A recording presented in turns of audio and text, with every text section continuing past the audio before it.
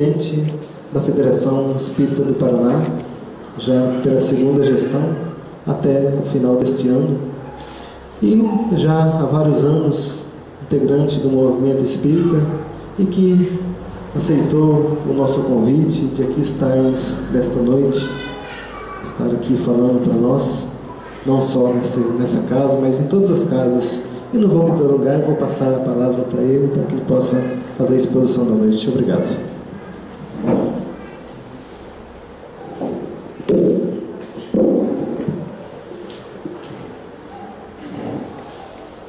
Queridos amigos da Ideal Espírita, companheiros das casas espíritas da cidade, da região, nosso cumprimento inicial em nome da Federação Espírita do Paraná e a nossa honra de estar aqui. Ainda hoje é com viva emoção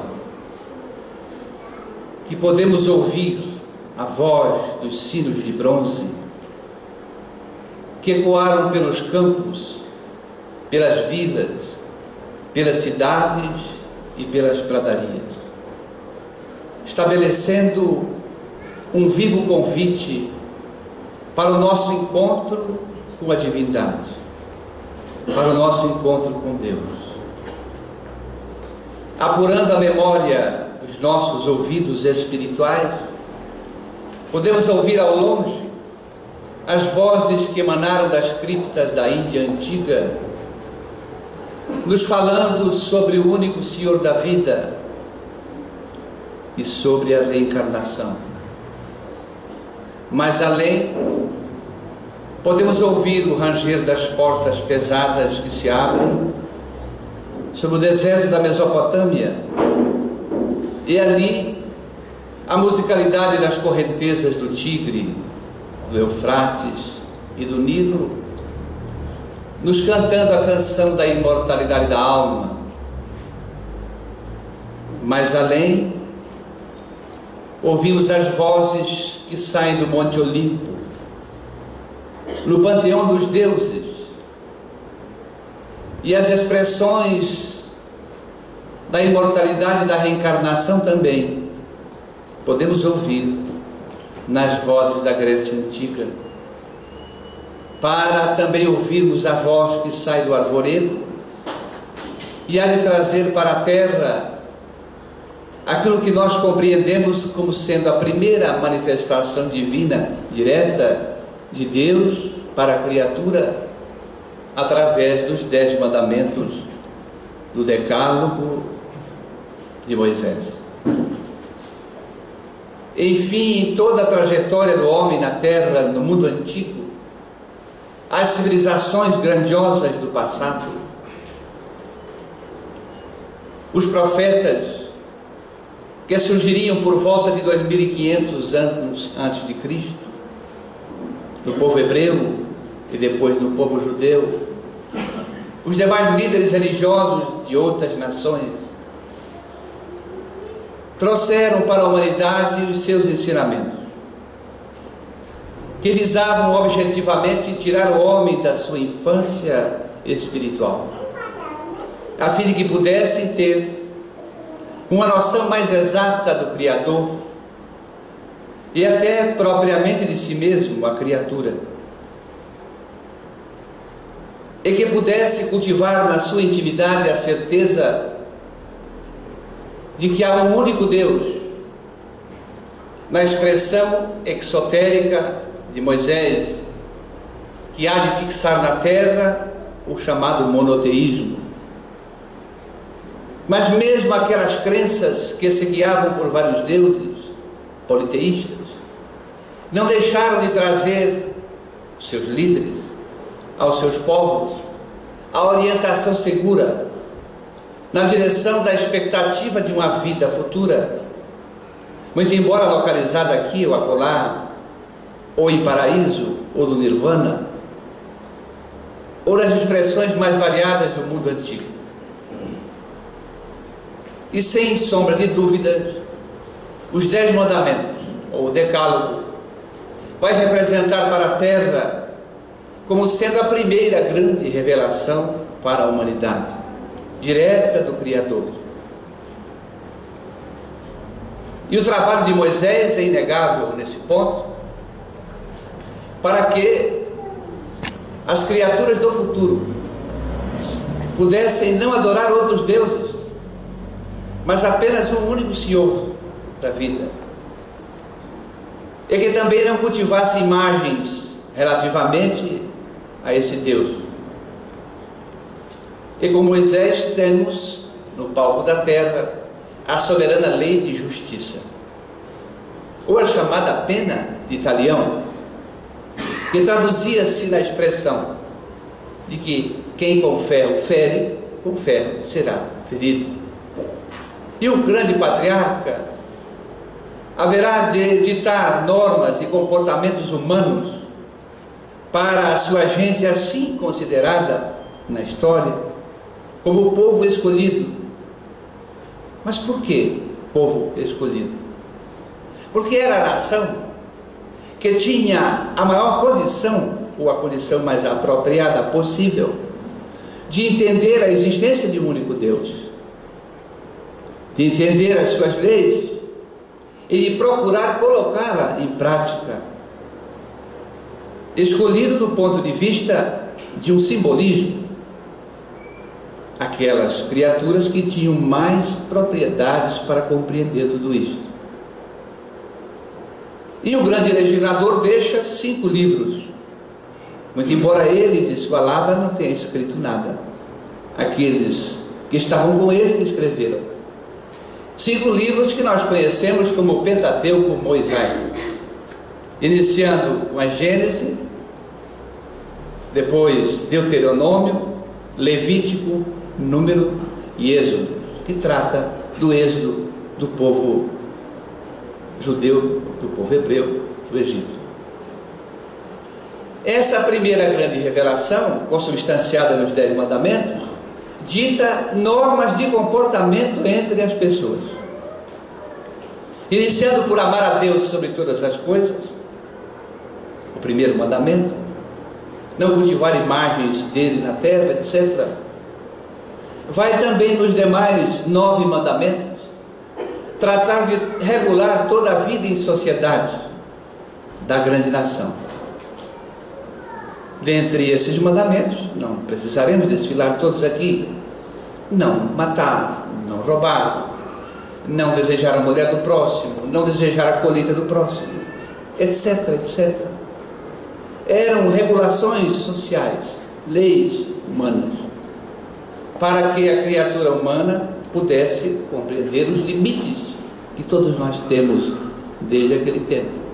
Um processo educacional para aquilo que nós podemos considerar como sendo a infância espiritual na terra, ou a infância dos espíritos que desde o seu nascedouro originariamente vieram para a terra, ou a partir das suas experiências na terra vão estabelecer uma carreira para a ascensão até chegar à perfeição relativa ao lado do Criador. Mas haverá no palco da terra um outro acontecimento, e esse acontecimento nós podemos considerar do ponto de vista de uma revelação, porque a lei de Moisés, a lei de justiça, é uma revelação. E o que é revelação? É uma palavra que vem do latim revelare, que significa descobrir o que está oculto, arredar o véu sobre o que está escondido, tornar público algo que é fechado, esotérico. Então, de fato, as revelações, as grandes revelações na terra, tinham o objetivo de fazer com que a criatura humana progredisse. E o maior dos reveladores, por excelência, foi Jesus de Nazaré. É com Jesus de Nazaré que a terra recebe um marco divisório em toda a sua trajetória. Ele que encarnou na terra cujo registro sobre a sua encarnação está retratado pelo Espírito Emmanuel na obra psicografada por Francisco Cândido Xavier, A Caminho da Luz. Ele encarnou na Terra, o que demonstra que ele existia antes propriamente de que a Terra existisse. Aliás, é na introdução do livro, citamos hoje à tarde em Londrina, esse trecho, que há uma informação muito interessante, de que Deus convocou uma assembleia de espíritos angelicais, de cuja assembleia Jesus era membro e diretor, para tratar dos pródromos do projeto, do planejamento, de formação do planeta Terra. Está nesta obra monumental, A Caminho da Luz. Portanto, antes mesmo da Terra existir, Jesus já existia. O que o apóstolo João depois vai deixar muito claro: no princípio era o Verbo, e o Verbo se fez carne. Porque uma segunda reunião aconteceu desta assembleia, e que também está registrada na obra, em que tratou-se da encarnação de Jesus no planeta agora já totalmente formado. Percebemos então, pela orientação do Espírito Emmanuel, que esses fatos, essas coisas são muito profundas na história da Terra. E Jesus, ao encarnar na Terra, veio modificar toda uma situação que já existia, e veio dar oportunidade que a humanidade terrena, e já havia milhões de criaturas que tinham vivido na Terra antes dele, tivesse a oportunidade de sair da infância espiritual para penetrar na chamada adolescência espiritual, já compreendendo um pouco mais sobre a criação, sobre o Criador. E o trabalho de Jesus deveria produzir, como de fato produziu, ainda não tanto em toda a Terra, veremos daqui a pouco, uma modificação completa sobre essa visão da divindade e sobre a própria visão íntima das criaturas. Assim, vamos verificar que ele, como sendo o maior dos reveladores, ele trabalhou sobre dois ângulos para que a sua mensagem fosse compreendida. Dois ângulos bem claros. O primeiro ângulo em que ele atuou foi o ângulo da lembrança. Muitos fatos a que ele se referiu, muitos ensinamentos, muitas parábolas que ele utilizou. Ele utilizou-se de conhecimentos que as pessoas já tinham. Ele, que era da casa de Israel, descendente da linha de Davi, portanto judeu, cuja origem genealógica é do povo hebreu. O povo hebreu dá origem àqueles descendentes de Abraão, especialmente Jacó, dá origem ao povo judeu, e os descendentes de Isaac dá origem ao povo árabe. Na essência, tem a mesma árvore genética, genealógica. E o patriarca Abraão é o mesmo patriarca do povo hebreu, judeu, e é o mesmo patriarca dos muçulmanos. E não se poderia cogitar ao tempo de Jesus ainda da religião islâmica, que vai surgir na Terra apenas no século VI depois de Cristo. Mas a realidade é que esse primeiro ângulo da tarefa de Jesus, o ângulo da lembrança, foi retratado em situações que a sua gente já conhecia e que ele também utilizou no seu trabalho missionário.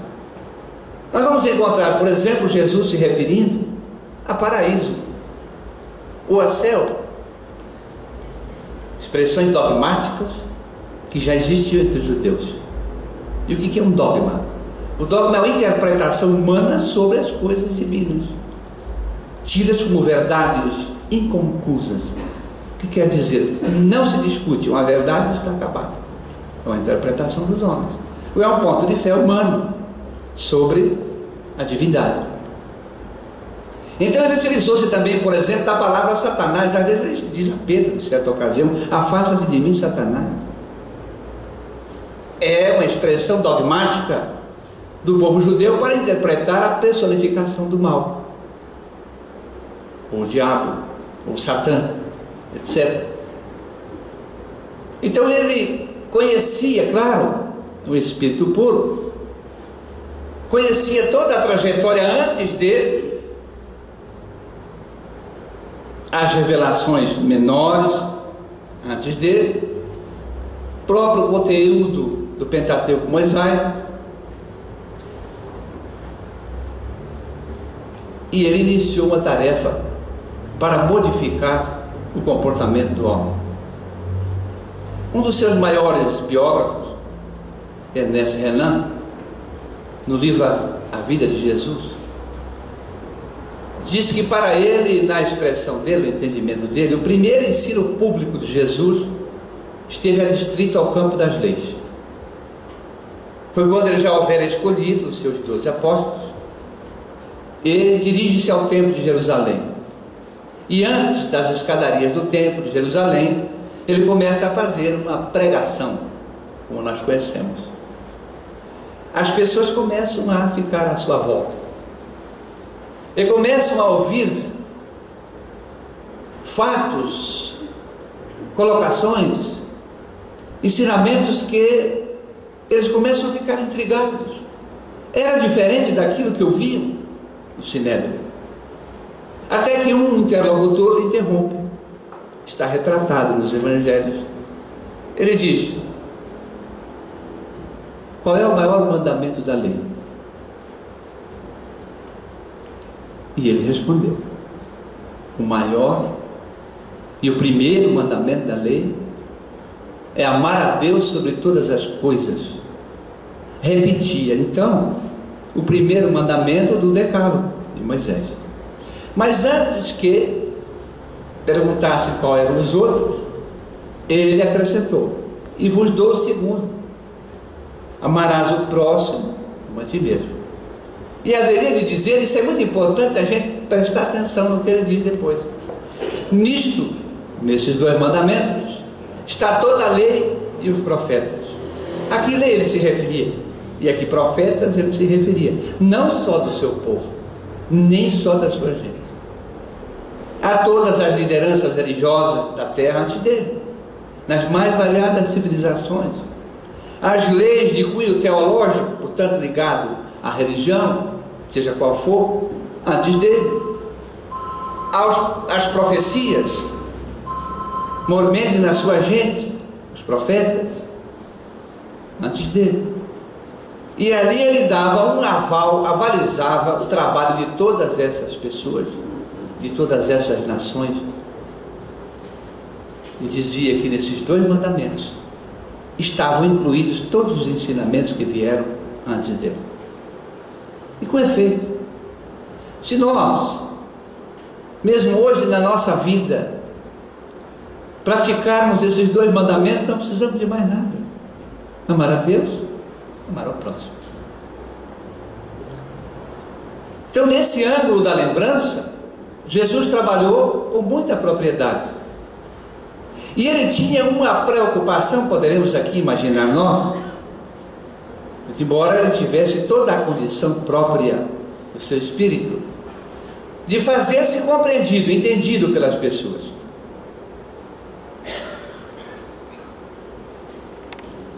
Assim, quando ele estava reunido com os pastores de ovelha, que ordenhavam as ovelhas, ele trouxe um ensinamento daquele ordenhador de ovelhas, pastor de ovelhas, que foi prender as ovelhas no redil. Contou elas, faltava uma, esqueceu aquelas ali e saiu atrás da ovelha desgarrada. Os pastores que lhe ouviam entendiam qual era a mensagem que ele queria transmitir, utilizando-se dessa metáfora da ovelha desgarrada. a de que Deus não abandona ninguém e vai atrás do seu filho que porventura esteja desgarrado do redil. Mas quando estava com as donas de casa, à época, porque hoje já mudou muito, né? Tem os donos de casa, ele usou a linguagem que elas podiam compreender. Falou o quê? Da dracma perdida, da dona de casa que perdeu a dracma, e começou a procurar, varreu a casa, levantou os tapetes, levantou os móveis, etc. Enquanto não encontrou, não sossegou. É a mesma mensagem aos pastores, de uma maneira apropriada ao público que lhe ouvia naquele instante. Mas se precisasse falar com os doutores da lei, do Sinédrio, da lei antiga, da lei de Moisés, ele utilizava da linguagem enigmática, por que não, dos doutores da lei. E aí os evangelhos retratam um dos mais belos diálogos de Jesus, que foi o encontro dele com Nicodemos, que era membro do Conselho Superior do Sinédrio, e que tinha notícias da trajetória de Jesus, do que ele falava, do que ele fazia. Ele tinha uma vontade muito grande de estar com ele, perguntar para ele, tinha muitas dúvidas. E segundo o espírito Neio Lúcio, pela psicografia de Francisco Cândido Xavier, Nicodemos vai visitar Jesus em Jerusalém, certa ocasião em que ele está lá, à noite, escondido por um capuz, para não ser reconhecido. E vai ter com Jesus aquele diálogo que temos retratado de maneira magistral. Porque ele diz a Jesus: ora, mestre, eu sei pelo que fazes, pelo que dizes, pelas notícias que chegam, que tu só podes vir de Deus, e que tu falas de um reino de Deus, que não está fora, que está dentro. Dize-me como eu posso fazer para encontrar esse reino de Deus, para ganhar esse reino de Deus. O diálogo é memorável, e Jesus conversa com ele numa linguagem ainda hoje para nós enigmática. Ora, não te admires, o vento vem de onde quer e vai para onde quer, não sabe de onde vem nem para onde vai. Assim se dá com o Espírito. Assim não te admires que eu precise te dizer, estou traduzindo com as minhas palavras, que é preciso renascer de novo. Aliás, a tradução fiel do grego clássico não é nascer, é renascer. Tanto do pastor João Ferreira de Almeida, considerada uma das melhores traduções, como agora do nosso confrade espírita de Belo Horizonte, Haroldo Dutra Dias, que traduziu o Novo Testamento. Uma tradução elogiada, inclusive, em Israel. Então não te admires que eu precise te dizer, ou que eu te diga que é preciso renascer de novo. E Nicodemos ficou encucado com isso, mas como? Como pode eu, um homem velho, ter que renascer de novo? Eu tenho que entrar no ventre da minha mãe, que já está velha? Essa foi mais ou menos assim o diálogo. Jesus separa as coisas. Ora, o que é carne é carne, o que é espírito é espírito. Está lá na Bíblia, chamada Bíblia, na Bíblia. Não te admires que eu te diga que é preciso renascer de novo. Então ele usava a mesma linguagem que os doutores da lei deveriam compreender, entender. Mas mesmo em tudo isso, esse ângulo da lembrança ficou muito claro, porque ele queria que no coração das criaturas ficasse gravado uma maneira nova de interpretar os ensinamentos do Pai. E há um outro ângulo da sua tarefa, do seu trabalho, que é o ângulo da revelação propriamente dita. E o que é que Jesus revelou de fato à humanidade? Ora, revelou a face amorosa de Deus. Revelou que Deus, que é o Pai dele, é o nosso Pai. Aliás, nos 4 evangelhos, Jesus se refere a Deus como Pai 47 vezes. Eu vou para o meu Pai, eu pedirei ao meu Pai, e vosso Pai. Ele está bem deixando claro que ele é filho. Então, a partir deste ponto, ele vem revelar que este Pai é soberanamente justo e bom. Isto hoje parece até que não seja alguma coisa extraordinária. Mas imaginemos a época em que o Deus dos judeus era o Deus dos exércitos, o Deus cruel e vingativo, que mandava combater o inimigo, que mandava matar o inimigo. É uma verdadeira revolução no pensamento sobre a divindade. E surgirá com Jesus a caridade, que não era comum e até era desconhecida antes dele. Mas Jesus, ele tinha, próprio do seu espírito, aquilo que vamos encontrar em um capítulo extraordinário, muito embora pequeno, do 5º livro da codificação espírita, Gênese, um capítulo que tem por título Teoria da Presciência. O que significa isso? Significa podermos defasar o futuro, podermos ter um pré-conhecimento das coisas, onde podemos encaixar a pré-cognição, a premonição. Então Jesus tinha, é claro, um espírito que atingiu a perfeição ao lado do Criador, não a perfeição de Deus, que é único. Ele tinha o que nós podemos chamar de longe visão do futuro. Conhecia o passado, o presente e o futuro. E tanto ele tinha essa visão, que ele sabia o que ia acontecer com as criaturas que começassem a compreender a sua mensagem.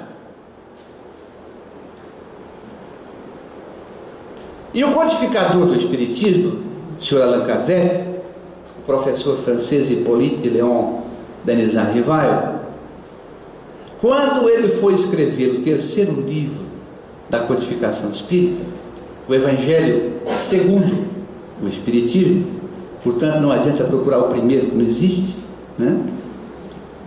É sob a ótica, sob a visão, segundo o Espiritismo.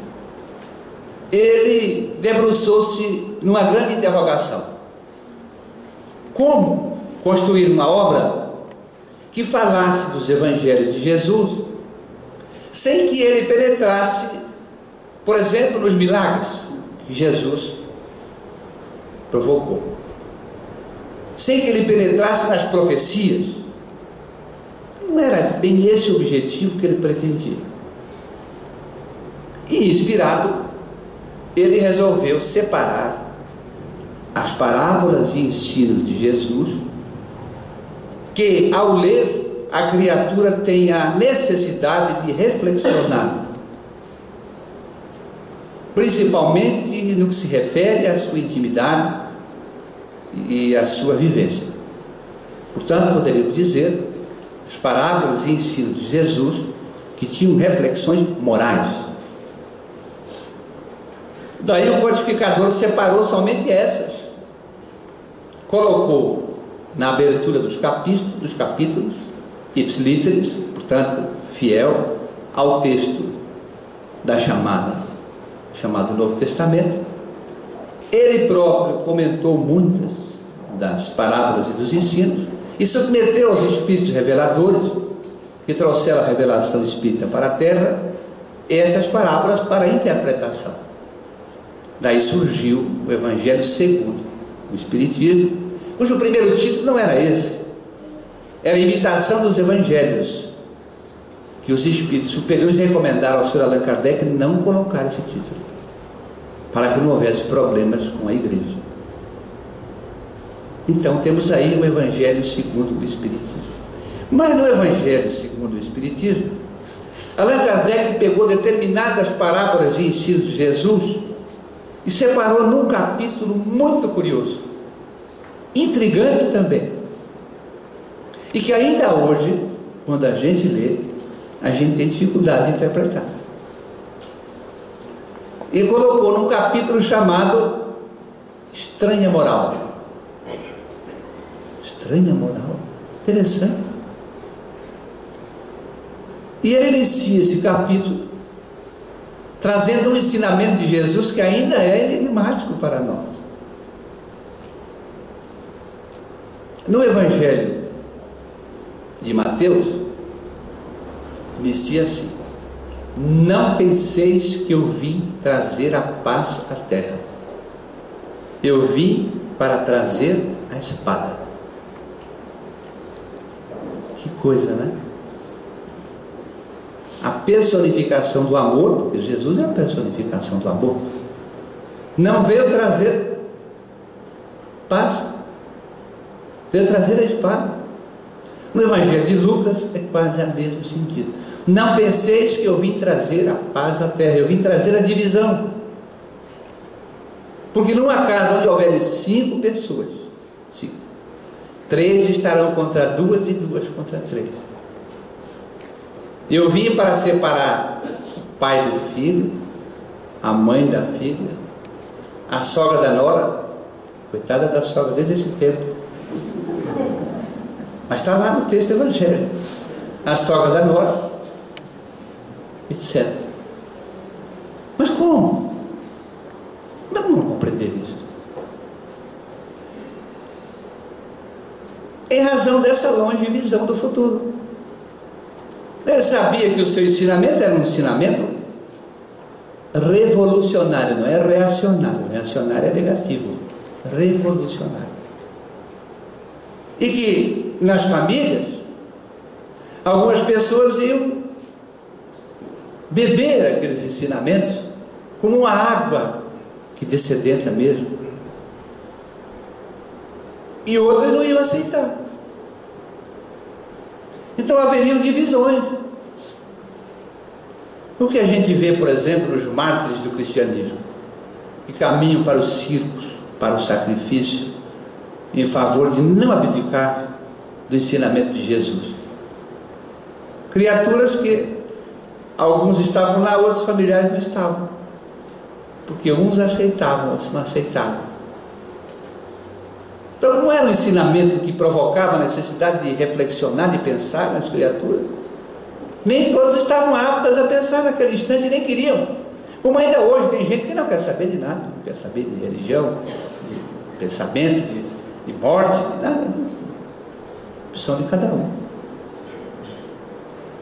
Mas ele continua nessa série, e há coisas interessantes. Quando Jesus convida uma pessoa para lhe acompanhar, e ele diz a Jesus, está nessa série, Estranha Moral, deixai que eu vá primeiro enterrar o meu pai que já morreu. E Jesus diz, deixai aos mortos o cuidado de enterrar os seus mortos. Será que ele quis dizer que é para a gente deixar os mortos no meio da rua, sem cuidado, sem nada? O que ele quis referir-se? Ora, ele estava falando ali, numa linguagem enigmática,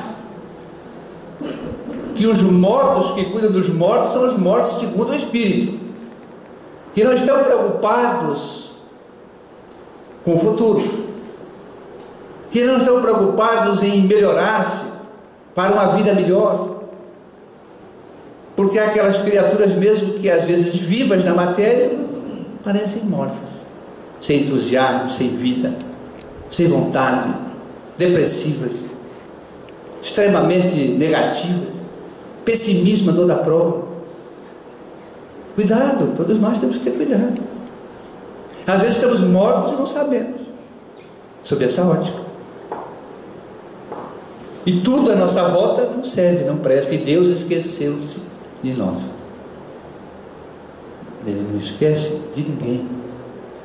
Nós é que esquecemos dele, às vezes pelo imediatismo das coisas ou pelo negativismo que a gente impregna na vida. Então é um ensino interessante. Aí foram também lhe chamar, ele estava numa reunião. Ora, sua mãe e seus irmãos estão aí fora, está nessa parte. Ele olha os que estavam com ele, quem é minha mãe? Quem são meus irmãos? E dizeis aqui, a minha mãe e os meus irmãos. Ele estava negando a maternidade, a irmandade? Não. Estava trazendo o ensinamento de que todos nós, pelas vidas sucessivas, nos misturamos, ora como pais, ora como mães, ora como filhos, ora como irmãos, enfim, nós precisamos evoluir juntos, crescer juntos. Então Jesus tinha essa propriedade de alcançar o futuro. Tanto tinha, nesse ângulo da revelação, que é o espírito Neio Lúcio que nos conta na linguagem poética, que certa noite em Betânia, na casa de Lázaro, de Marta e de Maria, onde ele adorava ficar, está 6 quilômetros de Jerusalém.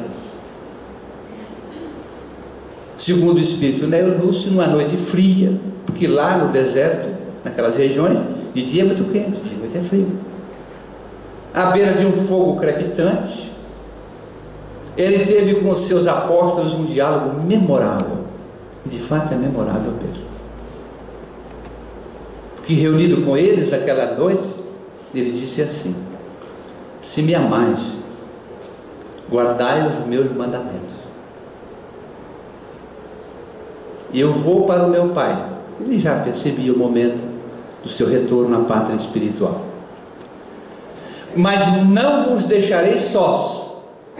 Olha a afirmação dele. E eu pedirei ao meu Pai e ao vosso Pai, e Ele vos enviará, futuro, outro Consolador. Ali ele já se personificava como um Consolador. Mas ele vai mais longe e diz: e este Consolador, que é o Espírito da Verdade, tradução fiel, Espírito da Verdade,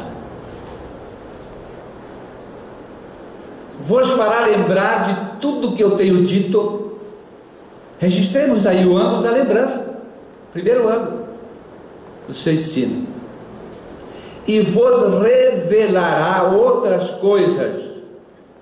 Segundo ângulo, o ângulo da revelação. Vos revelará outras coisas que vós ainda não poderíeis compreender. Temos que prestar atenção nessa parábola e ensino do Consolador prometido. Porque ele está dizendo que esse Consolador que virá no futuro vai lembrar o que ele disse e vai revelar outros fatos, outras coisas, outras situações que ele não poderia ter dito, porque eles não compreenderiam aquele tempo. E diz mais: esse Consolador estará convosco e ficará convosco por toda a eternidade. Logo, esse Consolador futuro não poderá ser um indivíduo, uma persona como ele foi, e como foi Moisés, que foi também um indivíduo. Haveria de ser um código de ensinamentos, uma doutrina, porque vai ficar conosco por toda a eternidade. E é neste ponto que nós vamos de fato entender que depois da presença de Jesus na terra, desse ensino renovador, revolucionário, da chamada Boa Nova, os cristãos, aqueles que de fato seguiram Jesus, não foram muitos, foram poucos. E esses ensinamentos, séculos depois, haveriam de ser tidos como propriedade de uma instituição que depois assume também tarefas de Estado. Porque desde a desencarnação de Jesus até o século IV, depois da sua presença na Terra, o século se conta para trás, em referência a anos. Nos primeiros 3 séculos, os cristãos, seguidores de Jesus, foram quase que totalmente dizimados, perseguidos, queimados nas fogueiras, jogados às feras do circo romano. Não podiam professar a sua crença livremente. Tinham que se reunir às escondidas, criavam ardis, esconderijos, as famosas catacumbas subterrâneas, para poder ali estudar os pergaminhos que já tinham vindo dos evangelistas. Deixavam um vigia fora, se os soldados romanos aparecessem, ou mesmo aqueles delatores de outras vertentes religiosas, eles teriam que fugir. Mas é interessante fazer esse registro breve, não propriamente penetrando em todo o ponto histórico do Império Romano, apenas para dizer que Roma chegou um momento em que foi dividida em 4 impérios pelo imperador Diocleciano. Formou a chamada tetrarquia romana. Isso enfraqueceu muito Roma. Tempos depois, o imperador Diocleciano, o imperador Constâncio Cloro, que ficava na Roma do Oriente, aqueles que estudamos às vezes história, vamos lembrar do Império Bizantino, né? Bizâncio era a capital. Ele resolve reunificar Roma. Começou a campanha de combate aos demais imperadores, mas ficou doente, abdicou do trono e assumiu seu filho Constantino.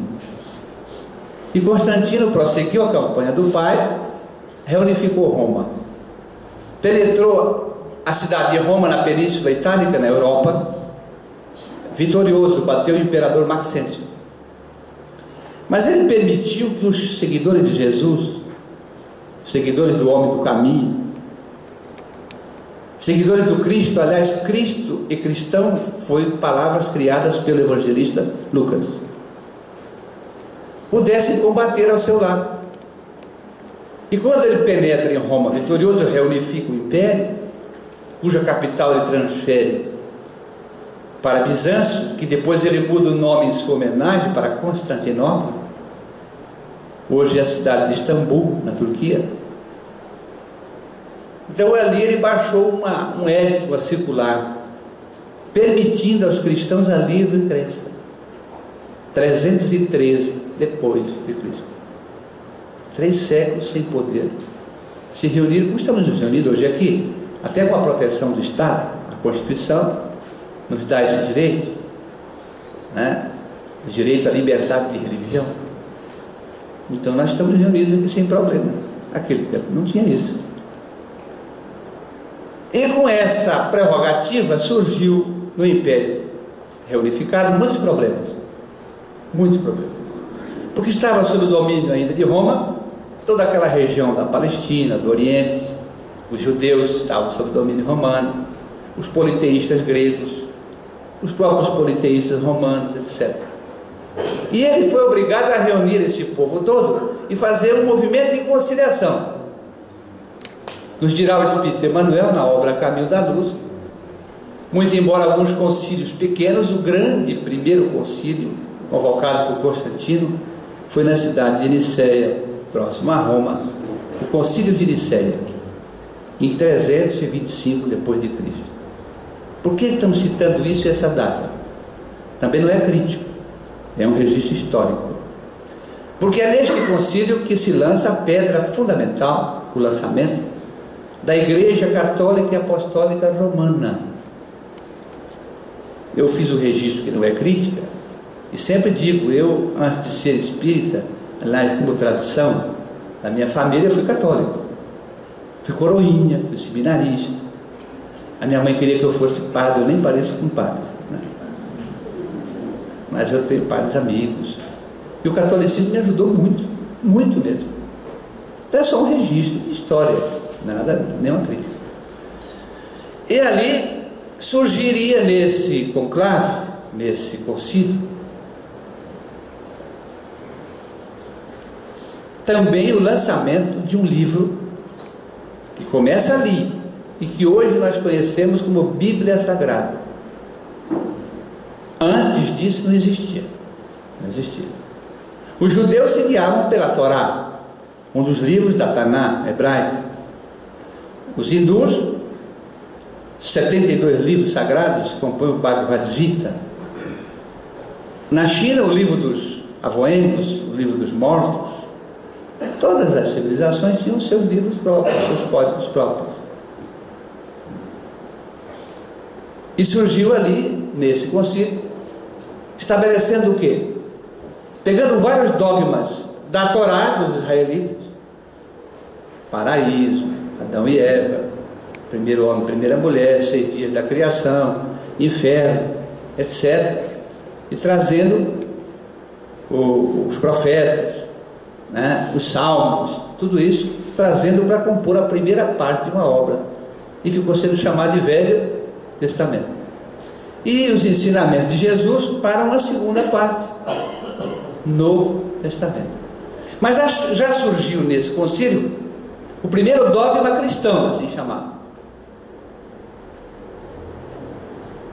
Jesus é o menino Deus encarnado na terra. Jesus é Deus. O representante dos cristãos, que era da região de Alexandria, Ário, não concordou com isso. Retirou-se da reunião. 2 meses depois, ele inclusive é assassinado. Porque para os cristãos, seguidores do Cristo, Jesus é o Filho de Deus. Os verdadeiros cristãos. Não poderia ser Deus. Para vermos então que a partir disto foi se adensando de novo um véu sobre os ensinamentos de Jesus. Alguns passaram como ensinamentos fiéis, retratados do que ele disse. Muitos adulterados, tempo afora. E Jesus sabia disso. Tanto sabia que ele disse aos apóstolos: não vos deixarei sós, pedirei a meu Pai e ele vos enviará um outro Consolador, que vos fará lembrar do que eu tenho dito e vos revelará outras coisas que vós ainda não poderíeis compreender. E esse revelador surgiu na terra. Queiram ou não, aqueles, mesmo até os nossos detratores. Surgiu a 18 de abril de 1857 em Paris, com o lançamento do Livro dos Espíritos. Um livro que se consubstancia em 4 partes ou 4 livros, dentro de um livro só, que se desdobram depois os demais, da codificação do Pentateuco Espírita. O Livro dos Espíritos, o Livro dos Médiuns, o Evangelho segundo o Espiritismo, o Céu e o Inferno, cujo título é Justiça Divina segundo o Espiritismo, na contracapa, e a Gênese sob a ótica espírita, o Pentateuco Espírita. E aí nós vamos verificar se esse Pentateuco é mesmo uma revelação ou não, para ser considerado no panteão das revelações. Moisés, Cristo, a lei de justiça, a lei de amor, e agora o Espiritismo. Vamos fazer um breve passeio no primeiro livro, para ver que há os 2 ângulos muito claros ali: o ângulo da lembrança, tal qual Jesus trabalhou, e o ângulo da revelação. Na primeira parte do livro, primeiro capítulo da criação, de Deus, da criação, que vai da questão 1 até a questão 75, há muitas lembranças do que a humanidade já conhecia. Já há também alguns ensaios de revelação. Inicia-se por uma modificação completa, filosófica, na primeira pergunta: que é Deus, não é quem é, que é a suprema inteligência, a inteligência primeira, criadora de todas as coisas. Mas vamos trabalhar algumas perguntas dessa primeira parte que são muito curiosas, muito curiosas. Vamos na questão 23. Na questão 23, Allan Kardec indagou os espíritos reveladores o seguinte: que é o espírito? Mas é importante, aqueles que são professores aí, verificarmos a questão da didática e da grafia. Esse espírito que está ali grafado na questão 23 é com letra E minúscula. Podem conferir. As traduções que têm maiúsculo estão traduzidas errado. Que é o espírito. Os reveladores responderam: o princípio inteligente do universo. Princípio. Isso é muito interessante. Na questão 27, para fechar 23, Allan Kardec indagou: haverá dois elementos gerais no universo, o elemento espiritual e o elemento material? Ou, se quisermos, podemos usar o princípio espiritual e o princípio material? Interrogação. Os espíritos superiores responderam: sim, e acima deles Deus. Eis aí, diziam os espíritos, a trindade universal: Deus, Espírito e matéria. O Criador e o que Ele criou. Voltamos a 23, que é o Espírito, o princípio inteligente do universo. E eu aí gosto de usar as metáforas, os exemplos, para podermos penetrar um pouquinho na grandeza desses ensinamentos. Senhores e senhoras, imaginem que aqui na ponta da mesa, a toalha branca, tem uma carreira de formigas, daquela pretinha que dá muita coisinha, né? Está andando uma atrás da outra para lá. Tem vida? Tem. Tem movimento? Tem. Tem senso de direção? Tem. O que faz aquela matéria ali se movimentar? E se eu fizer uma pressão com o dedo numa só, sem tirar nada dela, segurar ali um tempo, fica com as perninhas para cima, as demais continuam. Eu pego o microscópio, olho na formiga ali, não tirei nenhum membro, nem uma perninha, nada, nada. O fato é que ela está ali, inanimada. O que é que eu tirei dela? Alguma coisa seccionou. O meu ato provocou alguma transformação. Ora, a vitalidade e o princípio que estava ligado naquele princípio material foi seccionado. Então o Espiritismo é uma ciência de observação e não tem nenhum medo e nenhum prurido em dizer que todos nós fomos princípio, estagiamos nas formas mais rudimentares da criação. Fomos criados prontos assim, como estamos hoje, assim, até bonitinhos, né? Mesmo o primata era muito feio, né? Peludo, arrastava os braços no chão, tudo. Hoje nós já melhoramos um pouquinho. Princípio inteligente. Agora, querem ver como é que o Espiritismo é uma doutrina fascinante? Quando abre a segunda parte da obra, da questão 76 até a questão 614, 538 perguntas e respostas, portanto mais de 50% da obra é que está o ângulo da revelação espírita. Ali estão informações que a humanidade não conhecia, não sabia, não cogitava, e que ainda hoje grande parte da humanidade não sabe, não cogita e nem pensa nisso. E como é que ele começa a questão, a segunda parte, questão 76? Ele volta ao tema, mas de maneira diferente. Se ele perguntou na questão 23 o que é o Espírito, minúsculo, princípio inteligente do universo, agora ele vai perguntar na 76 como podemos definir os espíritos com o E maiúsculo? Os reveladores responderam: são os seres, agora não é mais princípio, são os seres inteligentes da criação que povoam o universo fora do mundo material e na matéria. Os seres extracorpóreos. Então, meus amigos,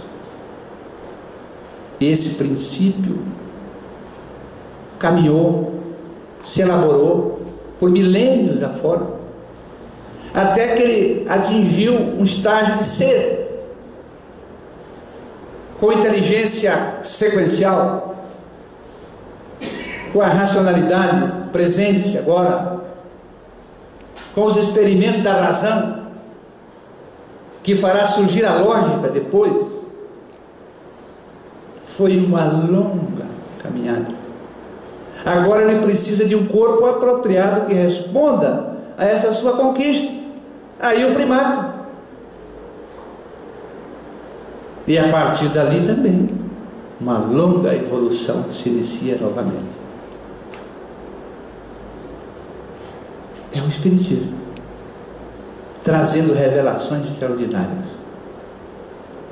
Vem revelar na segunda parte também, por exemplo, as relações das simpatias e antipatias espirituais, que interferem muito em nossa vida do cotidiano. Vem através de perguntas e de respostas dizer que todos nós nos relacionamos enquanto espíritos em outras vidas também, por que não? Mas aí, ainda nessa segunda parte, abrindo a revelação, algumas questões só para nos aguçar a memória e nos convidar ao estudo, porque palestra espírita nos dá muito ensinamento, sem dúvida, mas o que dá conteúdo e aprendizado do Espiritismo são os grupos de estudo nas casas espíritas, e é onde a gente não paga nada para fazer isso, não tem mensalidade, não tem nada. Então vamos a algumas questões interessantes, só para a gente ficar intrigado. Na questão 87, falei da 76, eu vou falar de algumas. Allan Kardec indagou os espíritos superiores: seu espírito tem forma? O espírito tem forma? Os reveladores responderam: para vós não, para nós sim. Interessante. Mas se quiseres, é uma chama, uma centelha, uma inteligência. Na 89 ele vai indagar se os espíritos gastam algum tempo para se locomover pelo espaço. Os reveladores responderam: sim, mas a velocidade deles é a velocidade do pensamento.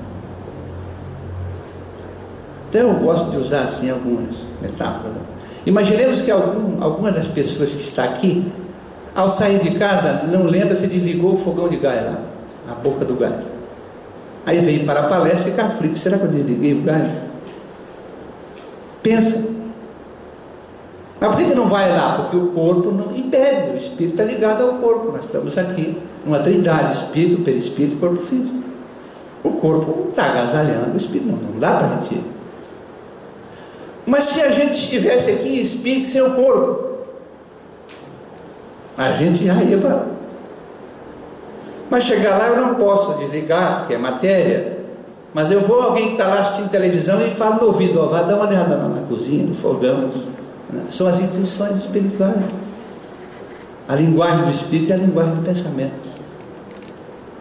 A velocidade também é a mesma.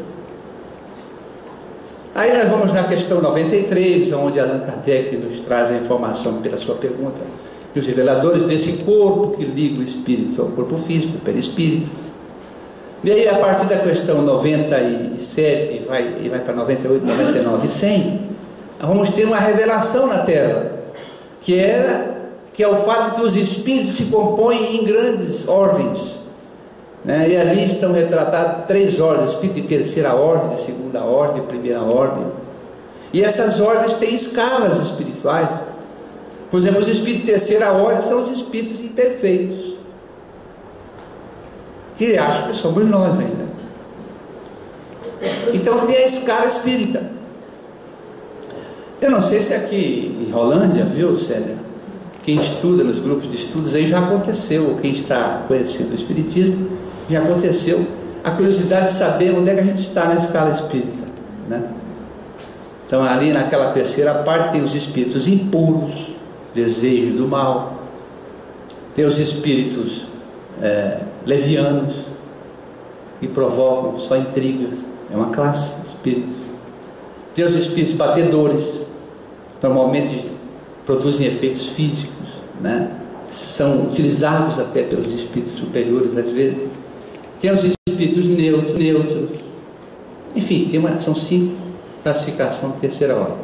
E eu confesso que quando comecei a estudar o Espiritismo, eu queria saber onde é que eu estava, né? Afinal de contas, onde é que eu estou? Será que eu sou um espírito impuro? Eu acho que já não sou mais. Eu já procuro fazer o bem. Às vezes ainda tem algum probleminha aí, a vontade de abraçar o caboclo pelo pescoço, mas eu já estou procurando melhorar. E eu ficava em dúvida. Aí uma vez, foi a primeira vez que eu tive a oportunidade de ir, depois de uma conferência de Divaldo Pereira Franco, jantar com ele na casa de uma irmã nossa lá em Ponta Grossa. Até me permite narrar esse fato aos senhores e às senhoras. Fui lá na casa da Célia Paranaveira, esposa do Guaraci, foi vice-presidente da federação, já estava desencarnada à época. E eu, doido para fazer a pergunta para o Divaldo sobre essa escala espírita. Eu queria saber onde é que eu estava. Aí acabamos ali a janta, veio um cafezinho, e eu me aproximei dele, meio tremendo. Falei, meu irmão Divaldo, queria fazer uma pergunta. Eu faça, meu filho. Pois é, aquela escala espírita, eu estou estudando. Eu queria saber onde é que eu estou, onde é que o senhor acha que a gente está? Olha o que eu fui perguntar para ele, né? Ele devolveu a pergunta e falou, o que é que você acha? Muito inteligente. Falou, sabe, eu acho que naquela escala, claro, eu não tenho dúvida, eu estou na terceira ordem, mas eu acho que eu sou um espírito neutro. Eu achei o nome bonito, né? Ele olhou e falou assim para mim, pode ser, quem sabe? Mas eu fiquei tão alegre. Fui para Curitiba, olha, alegre, assoviando, dormi o sono dos anjos, falou, espírito neutro, eu estou progredindo.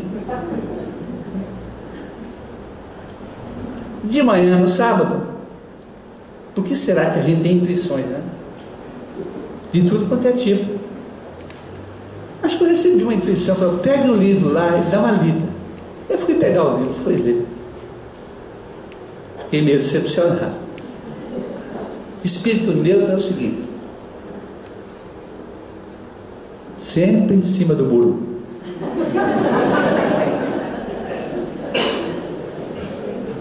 A pessoa chegou, olha, mas está chovendo demais, que bom.